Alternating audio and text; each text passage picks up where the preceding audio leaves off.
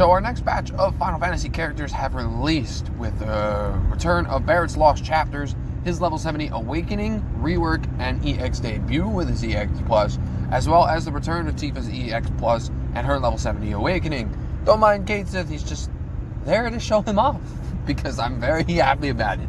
I love the whole, almost all of the cast of Final Fantasy VII, so if I get my hands on them, they're going to be fully built. And yeah, you know, Kate Sith isn't as impressive as I made him sound to be in my last video. I still stand by my opinion, and I love him anyway. He's helped me out a ton already with a bunch of chaos, especially a current FEOD that I put him through the ringer through, that I was able to, you know, get some pretty great use out of. Anyway, I digress. Let's go ahead and get started with this importance of video, and we're going to start off with the importance of Barret. So with Barret, Barret's rework pretty much just gave him some additional usages, some potency increases. His Brave requirement to do HP damage is finally gone. Thank God. And he got the Sith treatment, thank the Lord. So both of his attacks will do straight HP damage, no matter what, which is really nice. He now offers a good physical attack up buff, as well as a stacking avalanche frame buff that he gets. All passives considered, he gets 3 stacks it after 1 use of his second ability, Grenade Bomb, which is pretty nice. It helps him set up pretty quickly, because the more stacks that he has, the higher his the stat increases to his attack and max brave, which is pretty nice. With his EX, he gets access to a frame buff called Satellite, which will, after every HP attack that Barret uses, will follow up with a 4-hit single target HP attack that raises his brave based off 100% of the damage dealt, which is pretty nice. You know, it helps keep him full for the fact that, you know, he could be excuse me, keep him full for the fact that he could be broken. And it helps him set up for certain characters like Charlotta and Tifa, you know, for their launch, or Charlotta's skill 2 shenanigans, which is pretty nice. I actually like that a lot. His EX itself is a 15 hit. Yeah, 15 hits. It's insane. 15 hits. 15 hit randomly dispersed AoE HP attack that does split damage afterwards. His EX Plus is kind of standard fare, pretty much for the most part. He gains access to Satellite and Avalanche, 2 stacks of Avalanche at 2 out of 3, and everything else is just a potency increases, overflow increases, damage increase, and things like that. Unfortunately, in Barret's case, there is no split HP damage like we have seen from certain characters with their EXs, excuse me. Which is, I think, is pretty hurting to his kit. I really think he could have benefited from splitting up that 15 hit, 15 brave HP hit, especially since it has like a minor pause in between. They could have easily have snuck in the split damage, but it is what it is. It's alright. Other than that, in standard fare, and a C65 grants the party a physical attack up for 5 turns, as well as increasing everyone's overflow by a slight amount. So that's pretty much it for Barret. Oh, he also does get an HP attack plus. It's kind of outdated, but after having some use with Barret, you know, it kind of makes sense as to why he has the outdated HP attack plus, because he still follows up with the Satellite, and the HP attack plus is just a single hit, single target HP attack. The outdated standard fare, you know, things like Garland, what Garland has and whatnot. But yeah, it kind of makes sense as to why he has it, because he's still going to be doing more damage with his HP attack plus, considering he's going to follow up with Satellite. But anyway, so how does this affect Barret? How is he important for the Chaos era? So the thing with Barret is he is a pseudo support DPS unit. What he offers to the party is some good, really, really good auras. He actually has some pretty fine auras, as well as physical attack ups to assist physical attackers, and some other pretty good stuff built into his kit. The thing with Barret, though, unfortunately, excuse me, sorry. The thing with Barret, though, unfortunately, is while it is nice and what he has is great, and who he is a great character with a good kit, nothing that he's bringing to the table, unfortunately, is all that impressive. The damage that he does is decent at best. You really do need to have a good Brave battery on the team to help keep him at max Brave, because the potencies on his skills aren't the greatest, so you do want to make sure that you have a good support, other good support on the team, to especially one with good auras, because you want to make sure you're not pushing off his own physical attack buff. Anyway, a good Brave battery on the team to try and help keep him nice and full, so he can cap on his potencies, on his overflow a little easier, and, you know, service maximum damage. But even then, it's still not that crazy amount of damage. He is currently sitting at the best Brave Shaver in the game. There's no one who Brave Shaves better than him.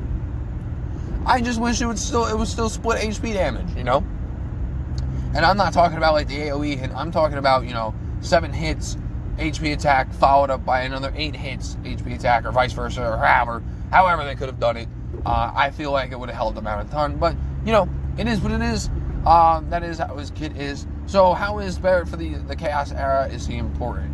Flat out, no. Barret is not important for the Chaos Era. A great character?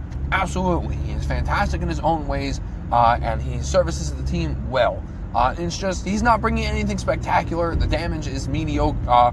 I'm going to just say the damage is kind of mediocre unless you're building up the party properly, which is what you should do at all times. But even then, his damage is decent at best. So you want to make sure that you're bringing some really good DPS alongside him. And thank God we have a great DPS coming out right alongside him. But Barret is great. If you want to build him up, and if you choose to build him up, you don't have to go as far as I did. I don't regret it one bit, because I love him. But 0 out of 3 will service his role just fine. I believe the perfect stopping point would be 2 out of 3, because it gives him access to Satellite and Avalanche at the start of the quest, helps get him started a little bit quicker and whatnot. And also, he's going to cap most of the time regardless, even if you don't have him 3 out of 3. Just 15 hits is just insane. It's just an insane amount of hits. More than likely, he's going to cap on his overflow. So a safe stopping point for Barret is 2 out of 3. You could just EX plus him and be just fine. Now let's move on to who I believe is the main meat of the banner, and who you should be pulling for is Tifa. Tifa's rework is pretty easy. Battle Cry now does not affect the turn count and does not take up an act. I always mess this up. Does not have any action delay. It raises her Brave by 100% of her max Brave, and gives her a really nice max Brave buff. Her Beat Rush now offers a Brave raise before the attacks, and follows up with the 3-hit single target HP attack with some pretty nice overflow. If Tifa, for anything, is attacking a target that is broken or breaks target,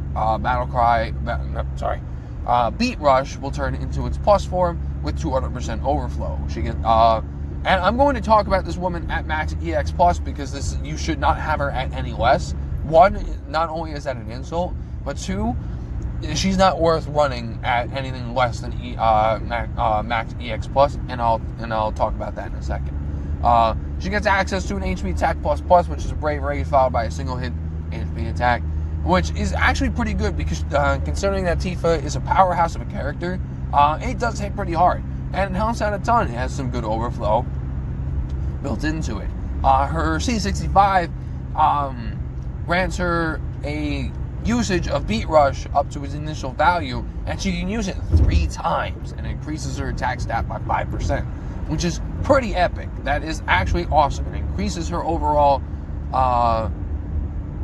damage dealing skill by 3 turns, and that helps her longevity a ton. And she already has pretty good longevity, because the Zangan Way, which is the frame buff she gets after using Battle Cry, lasts for a long time. And she has a pretty serviceable HP attack plus.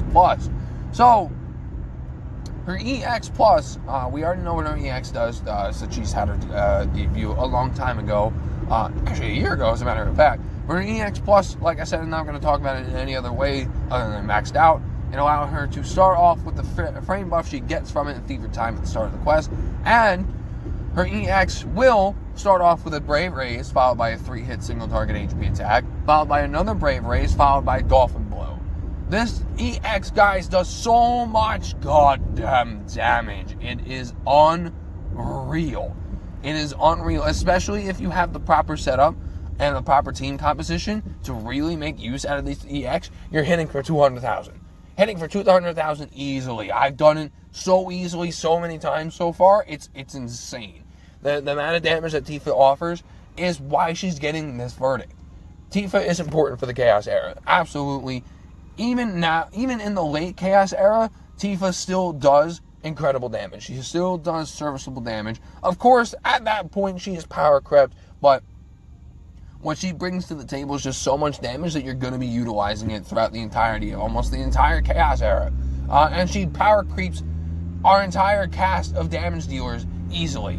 There is no way that she is not power creeping anyone because of just how much damage she's actually doing. She is currently our best DPS unit in the game.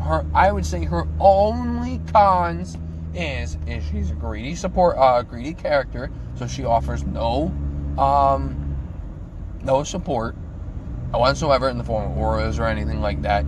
And compared to other DPS units, her utility is slightly limited to just her EX because she does have a delay in her EX. But it is a fast charging EX, so you'll be utilizing that delay fairly often. I would say that's pretty much it.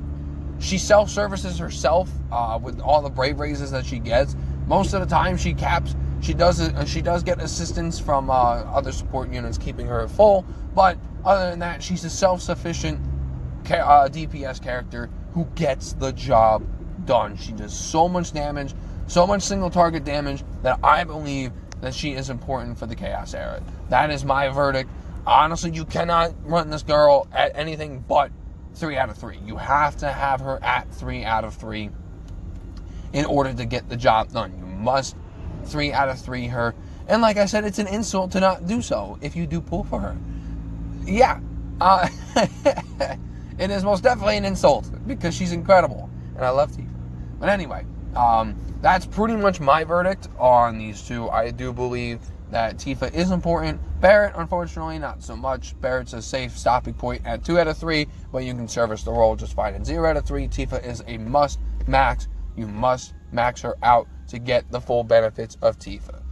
And that's pretty much it. And I just want to clarify really quickly, too, that even though I did say that Tifa is important for the Chaos era, and I will stand by that very strongly, even though she is important for the Chaos era, if you do choose to pass on her, we do have other DPS units coming out this month in the form of Emperor and other DPS characters that are coming out in the future that will help do what Tifa does, in different ways. They do a lot of damage, especially Emperor, but we'll talk about him when he comes out. But even though I said what I said, if you feel you are really set on DPS currently, and you're saving up for someone else, that is perfectly fine. You are okay to save.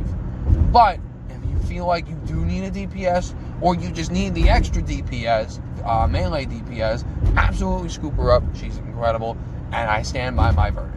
But that'll do it for this video, guys. Thank you so much for watching, and I will see you guys in the next one.